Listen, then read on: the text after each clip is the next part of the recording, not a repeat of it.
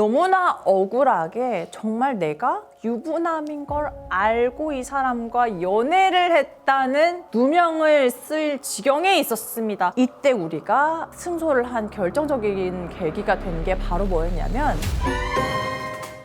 안녕하세요, 양날의 변호사입니다. 제가 오늘 여러분께 상간소송 피고 입장에서 전부 승소했던, 그러니까 원고의 청구가 완전 기각됐던 사건을 승소 사례로 소개해드리려고 들고 왔는데요. 의뢰인분께서 사건 공개하는 거에 동의를 해주셔가지고 간단하게 사실관계를 소개해드리고 어떤 식으로 대응이 됐는지, 그리고 유사한 사례에서 어떤 식으로 증거를 수집하는 게 도움이 되는지 실제 사건을 통해서 한번 살펴보려고 합니다. 그래서 우리 의뢰인분이 친구랑 같이 술집에 갔다가 헌팅을 당했습니다.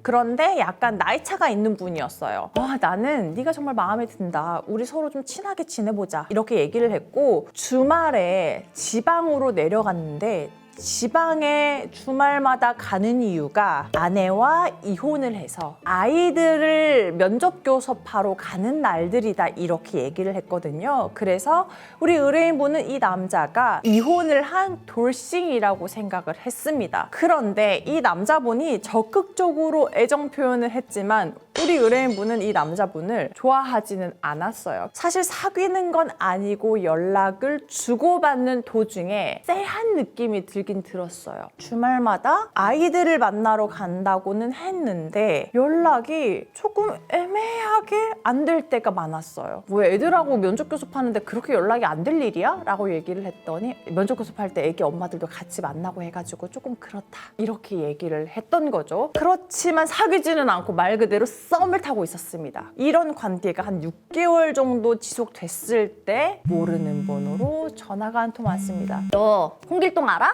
그 홍길동의 와이프다. 네가 지금 내 남편하고 바람 피우고 있었지? 이렇게 얘기를 하면서 본격적으로 소송으로 진행되게 된 그런 상황이었습니다. 이렇게 말씀드리면 많은 분들이 아마 이렇게 얘기하실 거예요. 남자가 그렇게 얘기를 했으니까 돌싱이라고 생각을 했고, 그리고 심지어 사귄 것도 아니고 썸이라고 하면 무조건 피고가 너무 쉽게 이기는 거 아닌가요? 이렇게 얘기를 하실 거예요. 그런데 사실 제가 이 사건을 진행하기 전에 우리 의뢰인분하고 상담을 하면서 뭐라고 얘기했냐면, 이거 무조건 100% 기각이라고 말씀드리기 어렵다. 이거 해봐야 된다 말씀드렸었어요. 왜냐하면 어떤 부분들이 마음에 걸렸느냐, 불리했느냐, 우리가 돌싱이라고 생각하고 만났잖아요. 남자가 평소에 나 돌싱이야, 이혼했어, 이렇게 얘기를 한 것들은 모두 구두로만 얘기를 했기 때문에 카톡이나 문자에 돌싱이라고 얘기를 한 부분이 없었어요. 그리고 너무나 불리하게 어떤 내용이 있었냐면, 이번에 주말에 오랜만에 애들 만나가지고 맛있는 거 사주기로 했어. 그러면 누가 봐도 내가 애 아빠라는 걸 알고 연락을 한 것처럼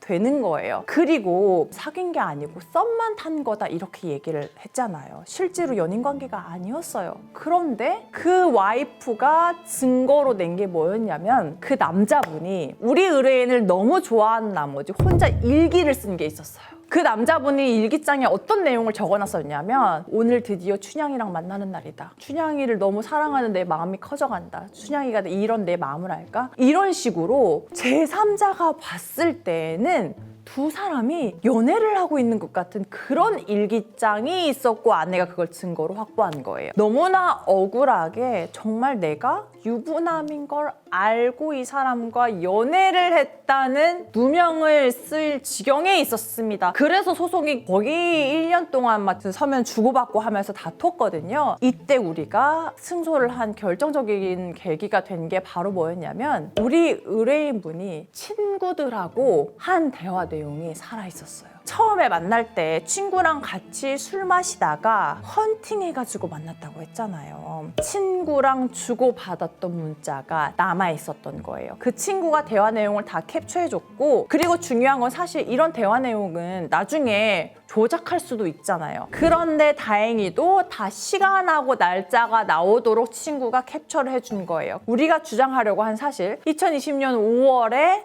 만나고 난 다음에 친구한테 돌싱이라고 얘기했었던 사정이 있습니다 해가지고 그런 걸 증거로 만들어낼 수가 있었던 거죠.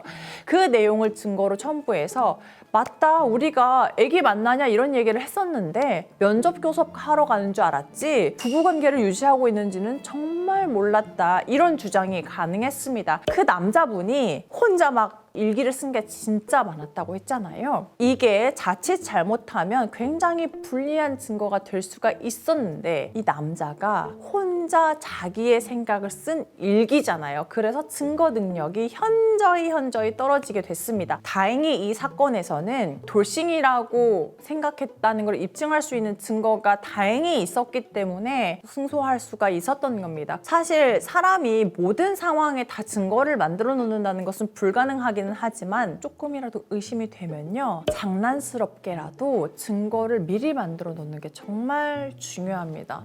또 판결문을 살펴보면 원고가 주장했던 것 중에 나는 성병이 없었는데 남편이 그 여자와 만난 순간 이후로 나에게 성병이 생겼고 피고도 산부인과에 다니면서 성병 치료를 했다. 그 말인즉슨 남편이 피고하고 성관계를 했고 그래서 나한테까지 성병이 옮은 거다, 이렇게 주장을 했거든요. 그런데 사실 이 주장은요, 이 사건 외에도 모든 사건에서 빈번하게 등장하는 그런 주장입니다. 성공 사례를 소개해드리면서 몇 가지 정보를 안내해드렸는데요. 정리하자면 첫 번째, 내가 기각을 다투고 싶은데 증거가 부족한 것 같다, 이런 상황이면 그 상대방하고 1대1로 나눈 증거 외에도 혹시 내가 친구들하고 그 사람에 관해서 얘기하는 것이 있는지, 혹시 내 친구는 아직 카톡방을 나가지 않고 남아둔 게 있는지, 그런 것들을 확인하시는 게 좋고요. 두 번째, 객관적인 증거, 녹음, 카톡, 문자 이런 것들이 아니고 내가 혼자 나의 생각을 적어놓은 일기장, 이런 것들의 증거 능력은 현저히 떨어진다. 세 번째, 성관계를 입증할 수 있는 증거로 내가 성병이 새로 생겼어요, 이런 것들은 객관적인 증거로 보기에 어려워서 소송에서 주장한다고 하더라도 받아들여질 확률이 현저히 낮다. 네 번째, 이런 상간소송에서 가령 내가 상대방이 유부남인 걸 알고 있었다고 하더라도 두 사람이 같이 연애를 한 게 아니고 한 사람이 일방적으로 좋아해가지고 애정 표현을 한 것이라면 부정행위에 속하지 않아서 위자료 책임이 발생하지 않는다. 내가 그거를 어느 정도 받아들이고 썸 타듯이 커피 마시고 약간의 스킨십이 있었다 하면 그건 또 부정행위가 될 수 있으니까요. 이런 부분을 염두에 두시면 되겠습니다.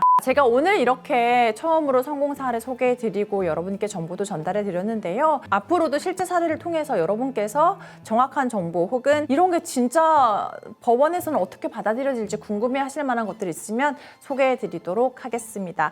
오늘 영상 시청하시면서요, 궁금하신 점 있으시다면 댓글 남겨주시고요. 또 추가로 궁금하시거나 나도 이런 거 한번 알고 싶다 하시는 내용 있으시면 아래 메일 주소로 보내주시면 제가 명쾌하게 설명해드리도록 하겠습니다. 오늘 영상 도움 되셨다면 좋아요, 구독, 알림 설정 부탁드립니다. 감사합니다.